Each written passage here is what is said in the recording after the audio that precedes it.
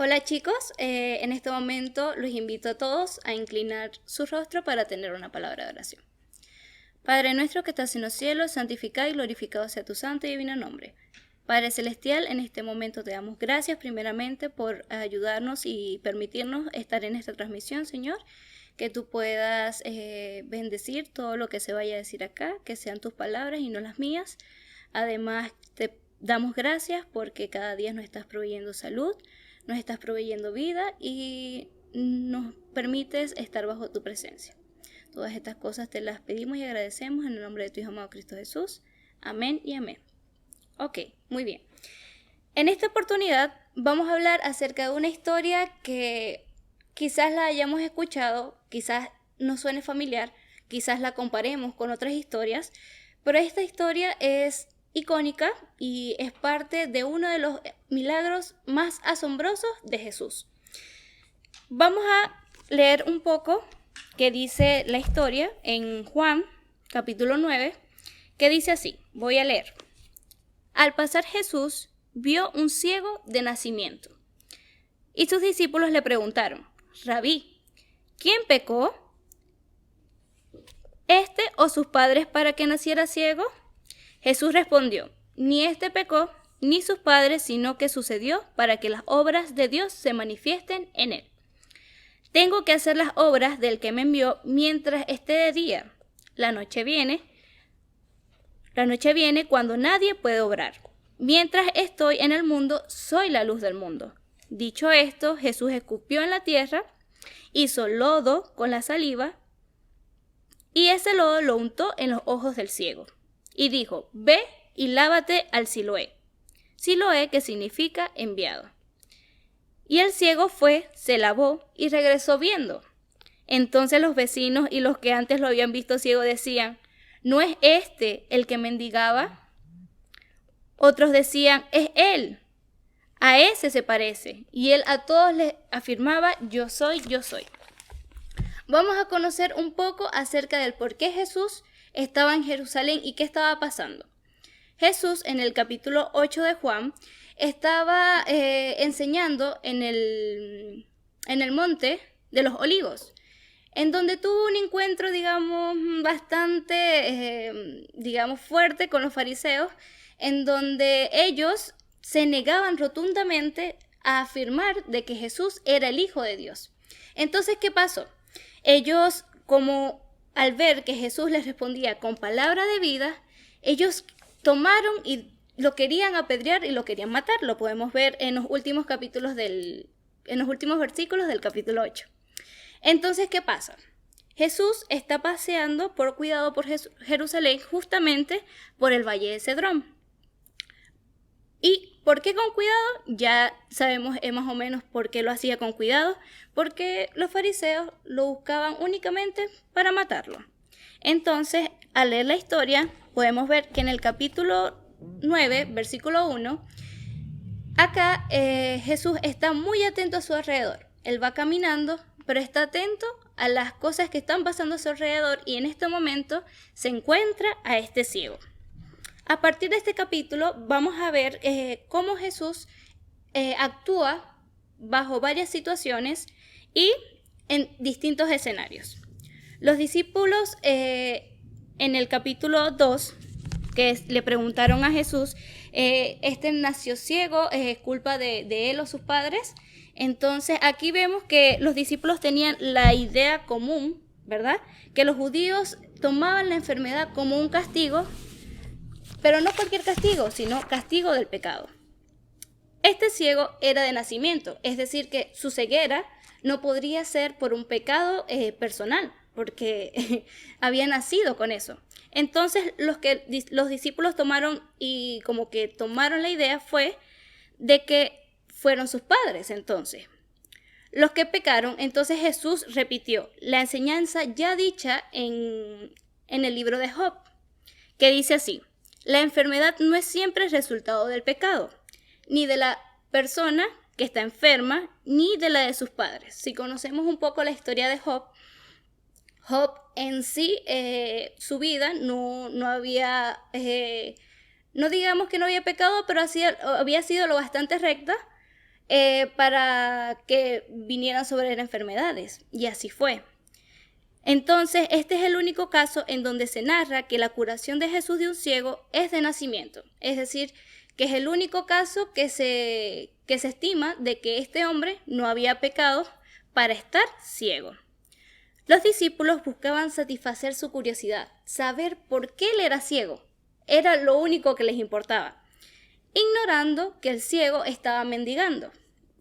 Ellos conocen las explicaciones de los rabinos y de los saduceos, que también se basaban en Éxodo 25. Vamos a leer Éxodo 25, que dice así. Muchos conocemos este capítulo, pero vamos a tomar la última parte que dice así. Habla acerca de que no te inclinarás a ella, ni le honrarás, porque el Señor tu Dios soy yo, fuerte, celoso, que he visto la maldad de tus padres sobre los hijos hasta la tercera y cuarta generación de los que me aborrecen. Ok, los fariseos y los rabinos tomaban esto como que el pecado que hacían mis padres iba a sobrecaer sobre mí. Un ejemplo, ¿ya? Entonces ellos se apoyaban como que en eso para tomar la enfermedad como castigo del pecado. Entonces siempre se había escuchado esto en medio de los judíos. Incluso los pensamientos de la madre encinta podían afectar las marcas de la naturaleza del hijo que iba a tener. Jesús no compartía estas creencias a totalidad. Vamos a ver qué nos dice el capítulo 9:3. El capítulo 9:3 de Juan, seguimos en la lectura, dice así. Jesús respondió, ni éste pecó ni sus padres, sino que sucedió para que las obras de Dios se manifestaban. Ok, aquí vamos a ver algo importante, y es que las obras de Dios, ¿verdad?, son a beneficio de las personas que sufren. Y Jesús conoce más que nadie las Escrituras. Vamos a ver qué nos dice en Ezequiel.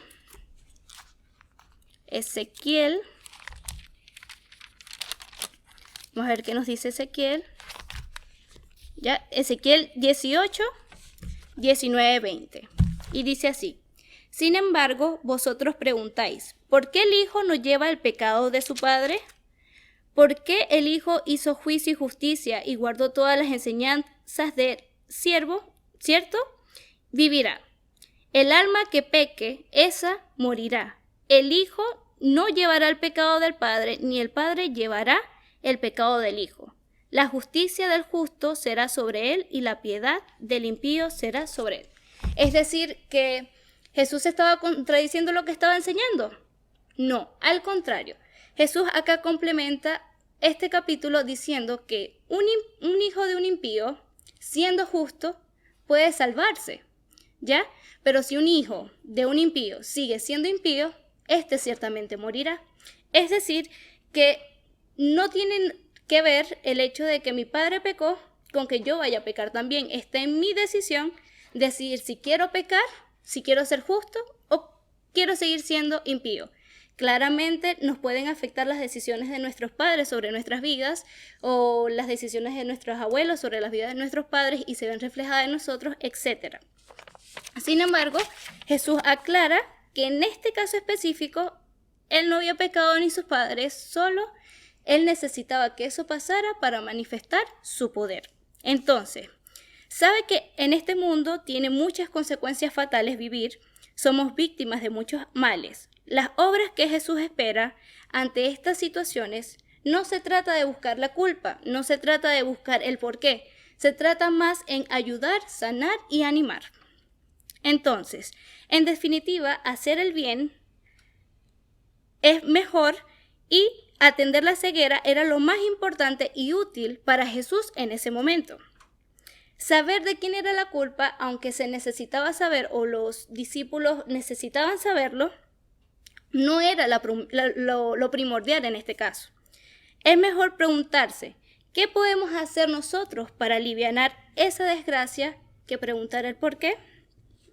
En este mundo hay muchas personas que viven muchas cosas. A veces hay personas que viven cosas de los errores de los demás, no precisamente porque ellos lo hayan cometido.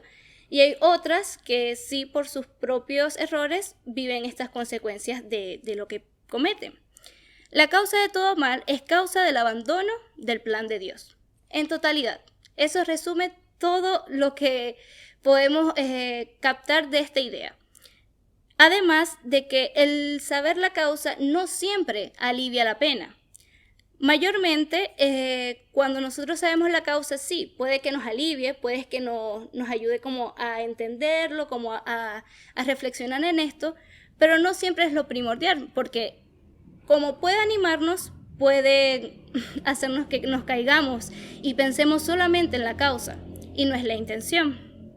El mal y su origen no tienen una explicación exacta, solo Dios puede explicarlo. Aunque es útil conocer el mal y saber para poder prevenirnos del mal, no siempre tiene una explicación exacta, ¿ya? Otro escenario está basada en la actitud de Jesús. Lo encontramos en el versículo 6 de Juan, el que estábamos leyendo, siguiendo en el relato, dice: dicho esto, Jesús escupió en la tierra, hizo lodo con saliva y con el lodo untó los ojos del ciego. Jesús hace este lodo con la saliva y con esto cubre los ojos del ciego. Entonces, si nos vamos un poco a la historia, quizás ahorita nos parezca como qué cochino, qué antihigiénico, me va a colocar baba y además con la arena de donde pasan todas las personas. Si vamos en la historia, hay dos personajes que hablan acerca de este lodo que hizo Jesús, que juntó propiedades que no eran curativas, propiedades que eran recursos humanos que no eran milagrosos. Entonces, ¿qué pasa? Acá vamos a encontrar dos personajes que a través de la historia hablan acerca de las propiedades curativas de esta saliva. Si bien vemos que Jesús no toma recursos milagrosos, él toma recursos que son humanos.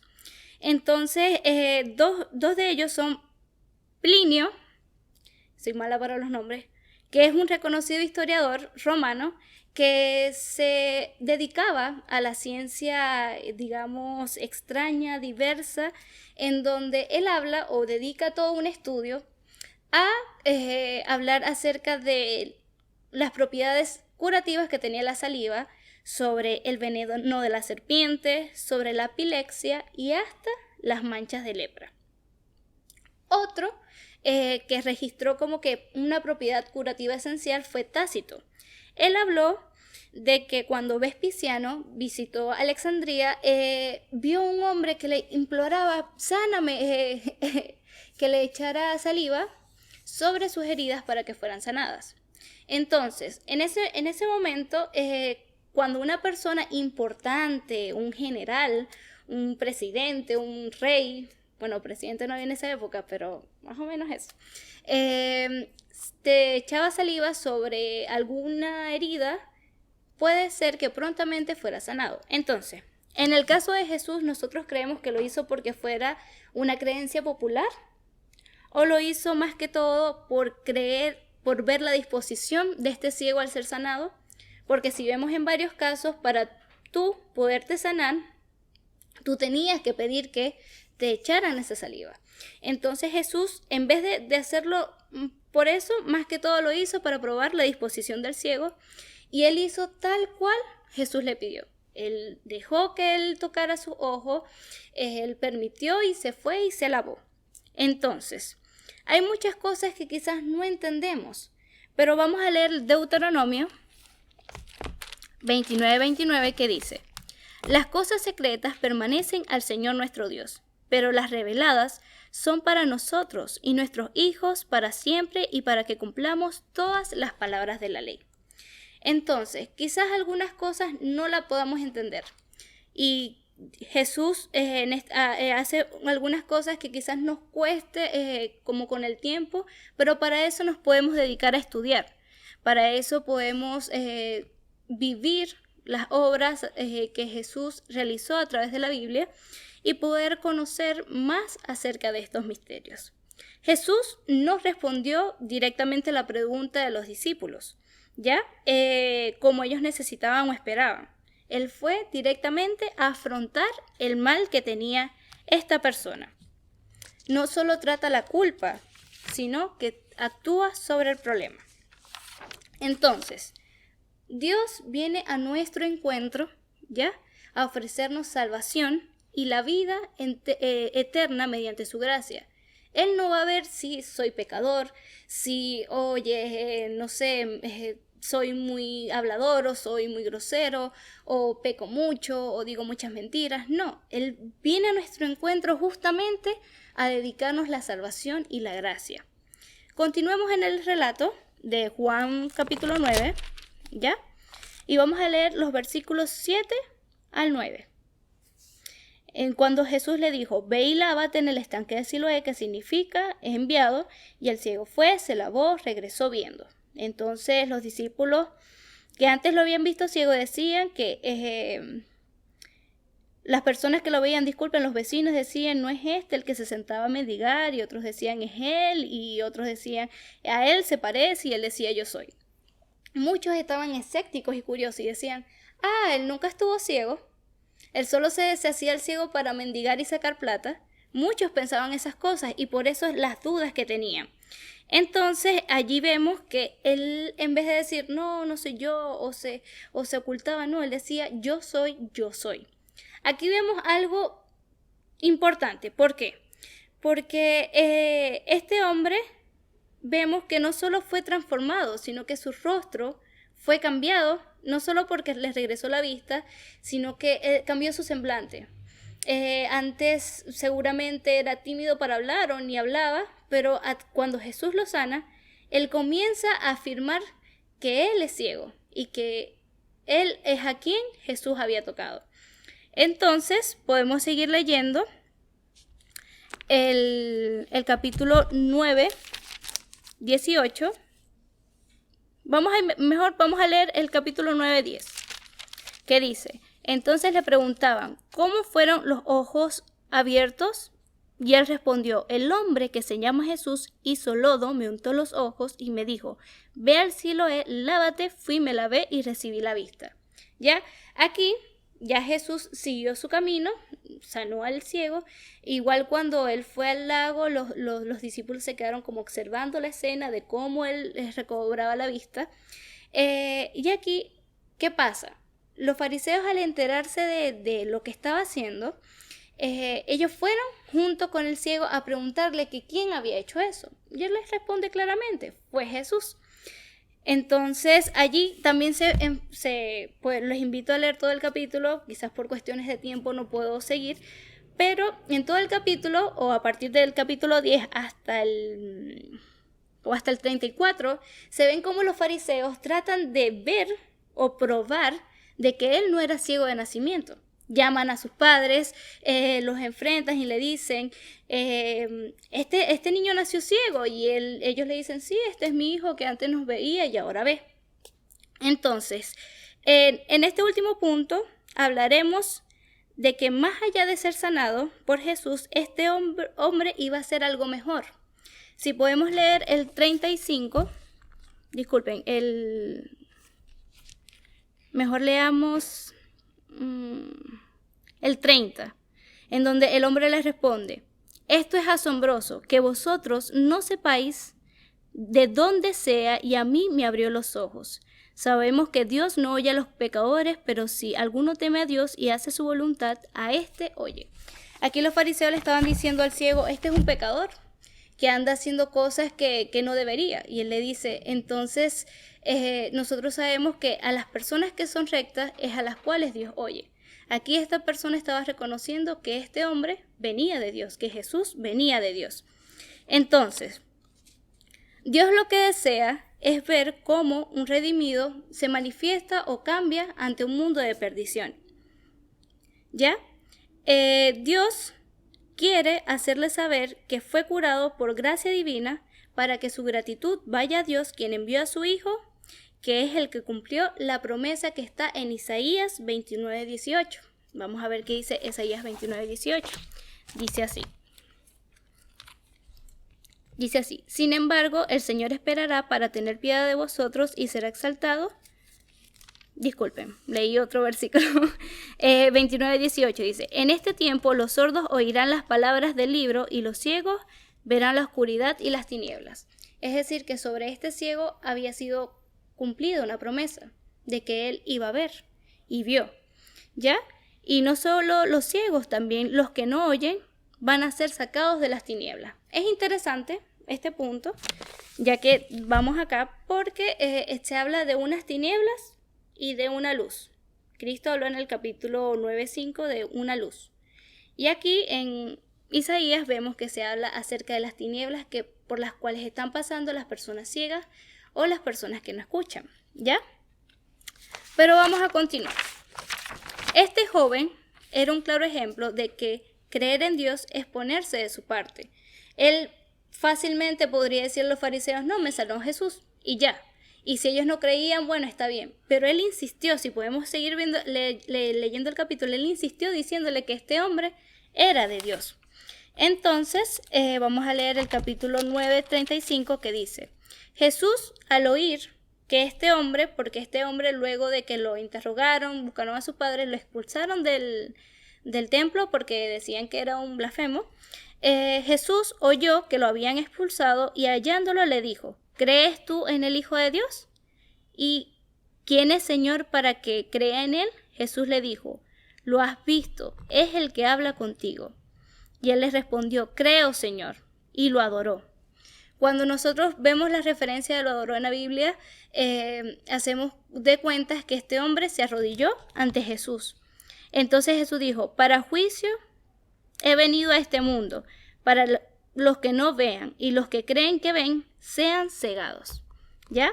Algunos fariseos que estaban alrededor oyendo le preguntaron, ¿somos nosotros también ciegos? Respondió Jesús, sí. Si fuerais ciegos, no tendrías pecado, pero ahora que decís, vemos, vuestro pecado permanece. ¿Ya? ¿Aquí qué pasa? Aquí Jesús no nos está hablando ya de una ceguera física. Aquí nos está hablando de algo más allá. Nos está hablando de una ceguera espiritual. Entonces, luego de que pasó todo esto, durante el autor de la vida y digno de adoración, que este hombre los reconoce, los fariseos vieron todo esto, se enfurecieron nuevamente y le hicieron esta pregunta a Jesús, la cual él les respondió. Él les habla sobre esta ceguera espiritual que aún es más terrible que la ceguera física. Esta ceguera no puede ser quitada así tan repentinamente, no puede ser por trasplante. Esta ceguera es muy difícil de sanar y es aún peor. Y los fariseos, al igual que muchos de nosotros, en cierta ocasión sufrían de esta ceguera espiritual. A partir de ese momento, este joven no fue igual. Jesús lo transformó, no tan solo en cuerpo, sino en alma.